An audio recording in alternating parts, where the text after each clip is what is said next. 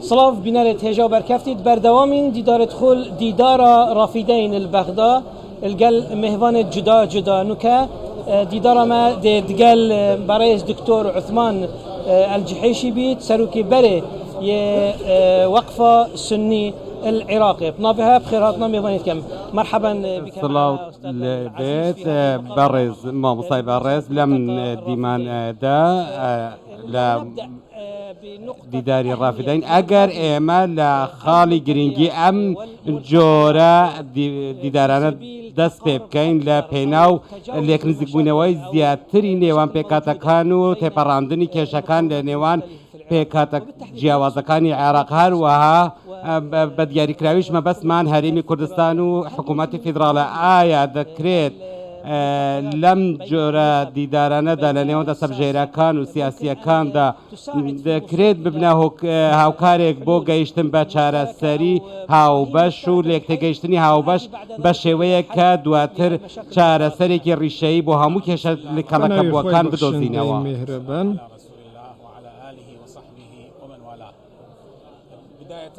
لە سەرەتادا زۆر سوپاس بۆ ئەم دیدارە بەدڵنیاییەوە ئەمڕۆ ئێمە دیداری ڕافدین بەرز دەنرخێنین چونکە دیداری ڕافدین چینە ڕۆشنبیرەکان و کەسایەتیە سیاسیەکان لە یەکتری نزیک دەکاتەوە کۆیان دەکاتەوە بۆیە زۆر بە شەفافیەت و ڕاشکاوانە بابەتەکان تاوتوێ دەکەن گەنگەشەیان دەکەن لە ڕووی ئابووری سیاسی کۆمەڵایەتی و تەواوی لایەنەکانی دیکە بۆیە ئەم شتە بۆتە هۆکاری بەهێزکردنی ئەمنیەت مەبەستم ئەمنیەتی کۆمەلگەیە لە داهاتوودا و هەروەها دیموکراسیەتیش لە عێراق بەهێزتر دەکات بۆیە ئەمڕۆ کۆبوونەوە و دانیشتن و دیدارەکانی ئەمڕۆ دەکرێت ببنە هۆکارێک بۆ ئەوەی کە بڕێر بەدەستان پێ و پابند بن و داواکاریەکانی خەڵکی عێراق جێبەجێ بکەن چونکە ئەمڕۆ خەڵکی عێراق هەموو یەک پارچەیە عێراق یەک عێراقە لە زاخۆ تاکو بەسرە یەک پارچەیە و گەلی عێراق ڕەنگە بیرۆکە جیاواز و دیدگای جیاواز هەبێت ناکۆکی سیاسی هەبێت بەرژەوەندی هەندێک لاین و پارت هەبێت ئەمە شتێک نییە کۆڵی لێ بکرێت ڕەنگە ناکۆکی هەبێت لە نێوان هەرێمی کوردستان و حکوومەتی فیدرالی بەڵام پێم وایە گفتوگۆ دەتوانێت کێشەکان چارەسەر بکات گفتوگۆ بەر لە هەموو شتێک ئەم ساوڵبەندانە دەتوێنێتەوە کە لە نێوان لایەنەکاندا هەیە ئەمڕۆ گەلی عێراقی یەک گەلە دەبینین کە چۆن هەموو لایەنێک پەیوەندی برایەتی زۆر باش و ئابووری و سیاسی و دۆستایەتیان لەگەڵ یەکتری هەیە جگەلە پەیوەندی دیکە بۆیە گفتوگۆی ئەمڕۆوە دیداری هاوشێوە دیداری ڕافدین دیدگاکان لە یەکتری نزیک دەکاتەوە لە نێوان حکوومەتی فیدرالی و هەرێمی کوردستان و حکوومەتی هەرێمی کوردستان و هێز سیاسەکان لێرەدا زۆرێک لە بۆنەکان هەنە کۆبوونەوەکان هەنە لە نێوان حکوومەتی هەرێمی کوردستان و حکوومەتی فیدرالی لە عێراق لە بەغدا ئەو کۆبوونەوانە بۆ چارەسەرکردنی بەشێک لە کێشەکانە و لێکنزیک بوونەوەی دید و بۆچوونەکانە لەبارەی کێشەکانی وەک بودجە و کێشەکانی دیکە و لە کۆتاییدا دەبینین کە دەگەنە ڕێکەوتن بەڵام تێبینی ئەوە دەکەین کە هەمیشە چەندین کۆسب دەکاونە بەردەم ئەو ڕێکەوتنانە و دەگەنەوە بمبەز بە بڕوای تۆوە کەسایەتێکی عێراقی میکانیزمی گونجاو بۆ چارەسەری ڕیشەیی ئەو بۆ ئەو کێشانە چییە هەروەها بگەنە ڕێکەوتنێکی کۆتایی بۆ چارەسەرکردنی تەواوی کێشەکان من پێم وایە پێشخستنی بەرژەوەندی گشتی گەلی عێراقی لە پێش هەموو شتێکە نابێت بڕوانرێتە ئەوەی ئەمە کووردە عەرەبە شیعەیە یاخود هەر نەتەوەیەکی دیکەیە عەرەبە هەر شتێکی دیکەیە پێویستە والی بڕوانرێت کە هاوڵاتیەکی عێراقیە مافی هەیە و ئەرکی لەسەر شانە بۆیە گەلی عێراقی بە شێوەیەکی گشتی چاوی لە حکوومەتی فیدرالیە بۆیە حکوومەتی فیدرالی و هێزە سیاسیەکان کە لە حکوومەتدان پێویستە وەک چەتری کۆکردنەوەی هەموو لایەنەکان بن زۆر بە ڕاشکاویش باس لەوە بکەین بەڕێز ئەندازیار محەممەد شیع سوودانی جیاوازە لە سەرۆکوەزیرە پێشوەکانی عێراق لە پۆستەکەیدا کەسێکی جیای هەنگاوەکانی باشن بەدانایی و لۆژیکیانەوە مامەڵی کردووە وەلا ئەمان کاتدا گفتوگۆ دەکات قابلەتی گفتوگۆکردنی ئارام و لەسەرخۆی تیادایە هەندێک لە کەسایەتی ئێستا کە لە تەواوی چینەکاندا هەن پێم وایە پێویستە ئەو کەسانە چاویان لەوە بێت گفتوگۆ بێتە سەرەوە و بێتە پێش و دۆزی نیشتیمان پێش بخرێت و هەوڵ بدەن بەرژەوەندی کەسیەکان نەخەنە پێشەوە بەرزەوەندی تاکەکەس و بەرزەوەندی پارتەکان بەڵکو بەرژەوەندی عراق و بەرژەوەندی نیشتیمان پێش بخەن جا کورد بێت یان شیعە خۆت سنە هەندێک لایەن کە لە دیمەنەکەدا هەن کورد بێت یاخۆت شیعە بێت یاخۆ سنە بێت هەر لایەنێک گوتن بەگشتی قسە دەکەم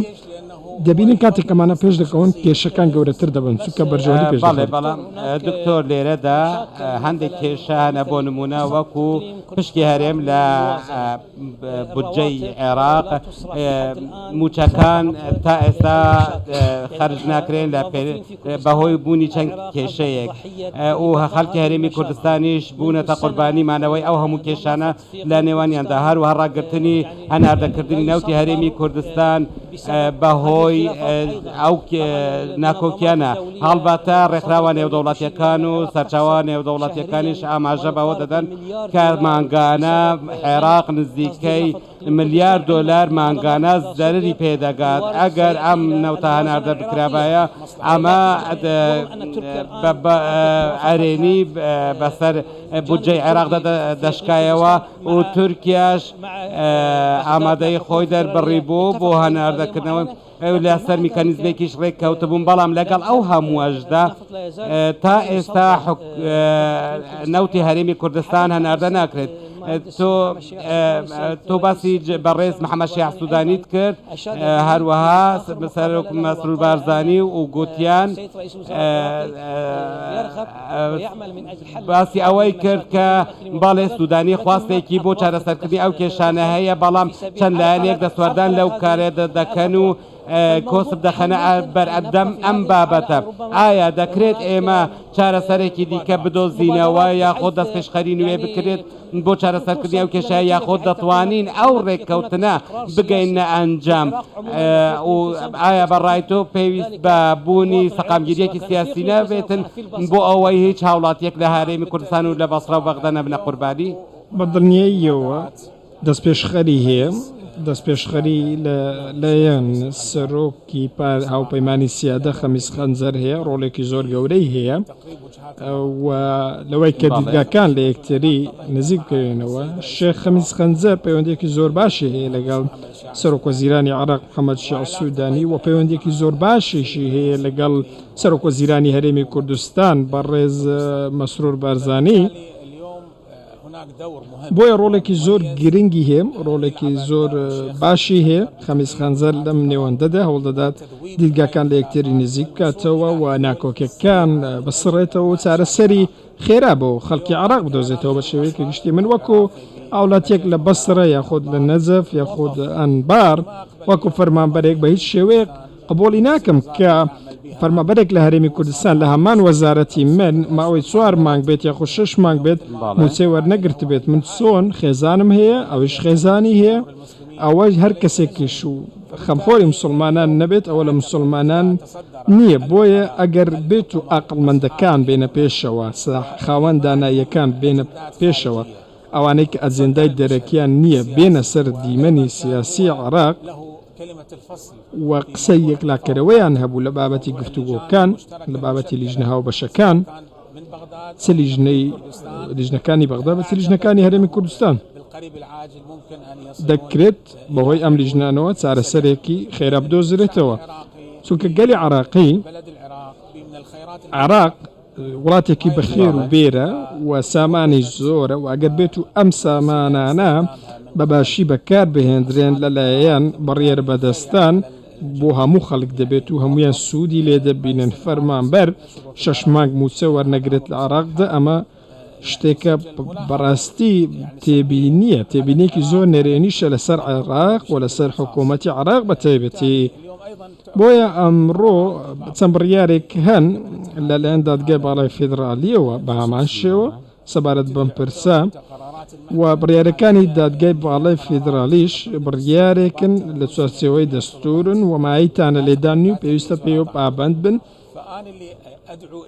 وە من داوای ئەوە دەکەم کە لەسەر مێزی گفتوگۆکان دابنیشن بە یەکەوە قسە بکەن لەگەڵ یەکتری هەر چۆنێک دادەنیشن گفتوگۆ دەکەن لە هەر شوێنێک بێت لە هەرێمی کوردستان بێت لە عێراق بێت لە دوای ئەو دانیشتنە ئەو کۆبوونەوەی چارەسەری خێرا بدۆزنەوە بۆ ئەوەی یەکریزی عێراق بپارێزن بۆ ئەوەی کە ئەم عێراقی بوونە بە یەکەوە بپارێزن چونکە گەلانی عێراق وەکو چەپکە گوڵێک وان ئەوەی لە سلێمانیە لە هەولێرە لە دهۆکە